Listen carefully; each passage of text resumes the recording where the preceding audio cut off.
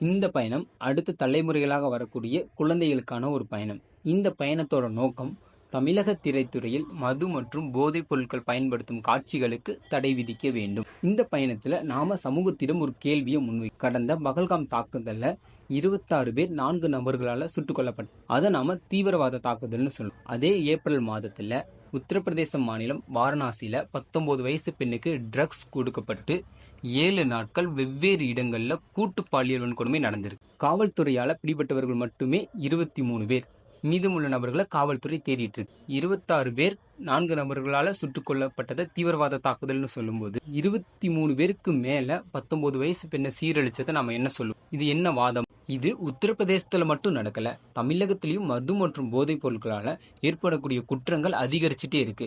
இப்படி குற்றங்கள் ஒருபுறம் அதிகரிச்சுட்டே இருக்க, தமிழக திரைத்துறையில மது மற்றும் போதைப் பொருள் பயன்படுத்துவது காஃபி டீ குடிக்கிற மாதிரி ஒரு சாதாரண செயலா தொடர்ந்து காட்சிப்படுத்துவது சரியா?